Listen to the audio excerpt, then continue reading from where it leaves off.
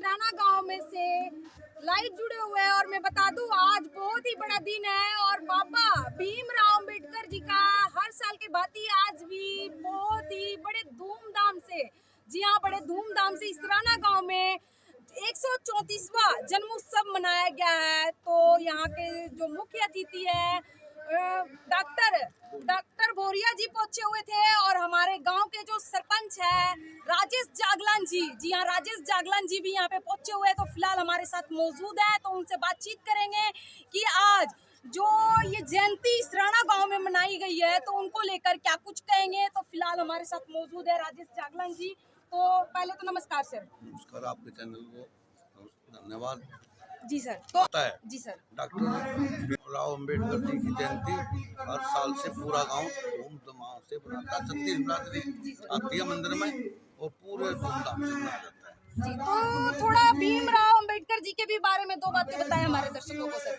Doctor Bhimrao Ambedkar की then है जो हमने पढ़ाई लिखाई शिक्षित हमारा कानून सब उसने हमारा लिख के गए हैं। और आज भी हम तो ये कहते हैं जैसे लोग पुरुष और पैदा हुए हैं उन्होंने जो लिख के गए हैं ये बीजेपी सरकार उसको मिटाने पे है, पर डॉक्टर भीमराव अंबेडकर ने जो कलम लिख रखी है उसको धरती पर कोई नहीं मिटा सकता। अंबेडकर को पढ़ने नहीं दिया इन बड़े बड़े लोगों ने। इन रात को लाइट के नीचे चोरी से चुपके से पढ़ा और हमारे समाज को बहुत कुछ दे के गए हैं और अब भी दे रहे हैं। पूरी 36 बिरादरी मानती है बाबा साहब को और आगे भी मानती रहेगी। और मैं तो ये कहता हूँ डॉक्टर भीमराव अंबेडकर की उस पर चले संविधान पर, और सरकार को भी कहता हूँ डॉक्टर साहब का जो संविधान है उसको छेड़छाड़ी ना की जाए। बीजेपी सरकार है, उनके संविधान को छेड़ने की कोशिश कर रही है, उसके संविधान को हम छेड़ने नहीं देंगे और हम डॉक्टर भीमराव अंबेडकर की लाइन पर चल रहे हैं। तो जो सर आजकल के जो नौजवान युवा साथी है उनको आज के संविधान जो जिस तरीके से बाबा जी के जो संविधान को सभी मान रहे हैं, तो आज के नौजवान साथियों को क्या संदेश देना चाहोगे सर, आप गांव के मुखिया हो? तो बच्चों को भी अपने से छोटों को भी अपने साथियों को भी ये कहना चाहूँगा, भाई बाबा साहब डॉक्टर भीमराव अंबेडकर की दिशा में चलें। जो हमारे को उन्होंने शिक्षा दी है उस शिक्षा को माने, बच्चों को भी और बड़ों को भी। तो देखिए यहाँ पे हमारे साथ आप देख पा रहे हैं गांव के जो मुखिया है सरपंच है हमारे साथ राजेश जागलान जी थे और आज इस प्रोग्राम में यहाँ पे आए हुए थे और शो थे और बाबा जी के जो नीतियाँ है तो उनके बारे में इन्होंने विस्तार पूर्वक से बताया। तो लगातार तस्वीरें, जी हाँ, लगातार तस्वीरें इसराना से देख पा रहे हैं। तो साथियों ये सुबह नींद खराब रहती माँ, मगर उठ तो मैं जाता ही था उनके कहने से। उसके बाद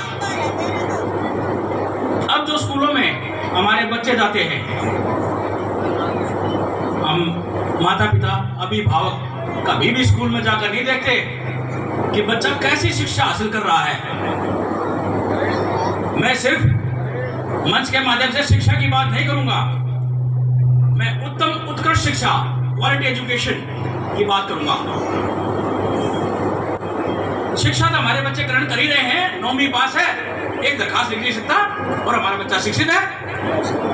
इस तरह की शिक्षा की आवश्यकता है क्या? बच्चों को उत्कृष्ट शिक्षा दीजिए और जिस भी फील्ड में वो जाना चाहें उसको स्वीकार कीजिए। मत कहो कि बेटा डॉक्टर बन, इंजीनियर बन या बैरिस्टर बन,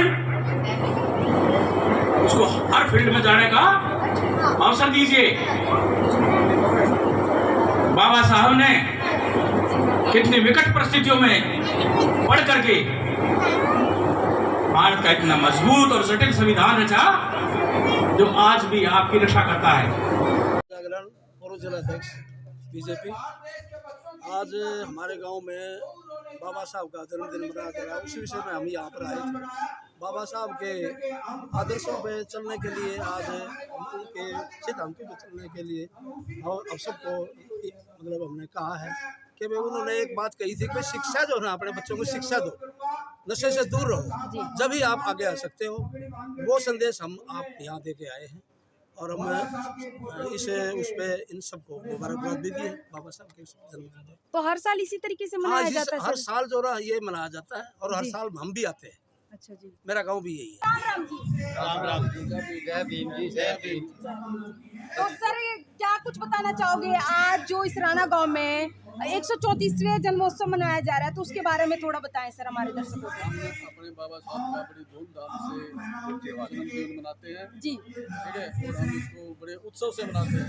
जी जो हमें अधिकार दिए हैं, पढ़ने का अधिकार, शिक्षा का अधिकार, कुर्सी बैठने का अधिकार, जो भी अधिकार दिए हैं वो हमारे बाबा साहब ने दिए हैं।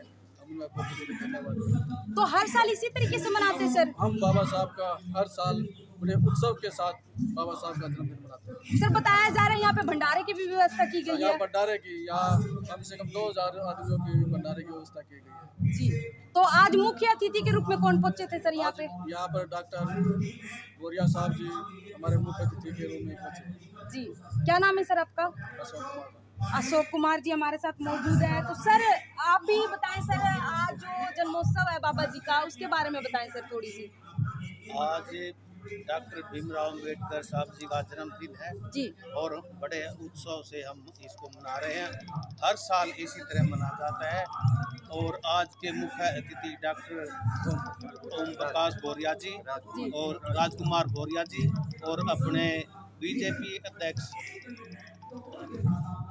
धर्मपाल जागरण जी, जी एमएलए एक्स एमएलए रामपाल जड़ियाना जी जी आदि उपस्थित सभी के उपलक्ष्य में यह जन्मोत्सव मनाया जा रहा है हर्ष और उत्साह से, और ये हर साल मनाया जाता है।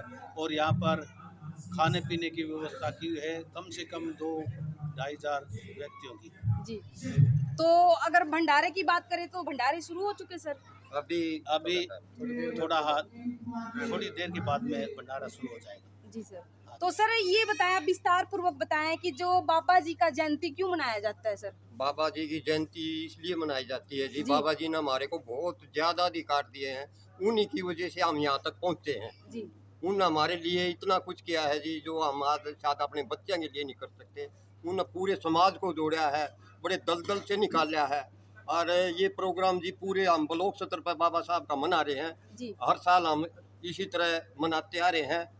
और पूरे 2000 आदमियों का भंडारा है जी और बाबा साहब जी का तो हम शुक्रगुजार हैं जी, उसने हमारे लिए इतना कुछ, हमारे बच्चों के लिए एक ही उनका नारा है कि अपने बच्चों को शिक्षित करो, अपने बच्चों ने पढ़ाओ, अपने बच्चों ने आगे बढ़ाओ। बगैर पढ़े जी हमारा कुछ नहीं बन सकता। एक पढ़ाई ऐसी है जैसे एक शेरनी का दूध है जो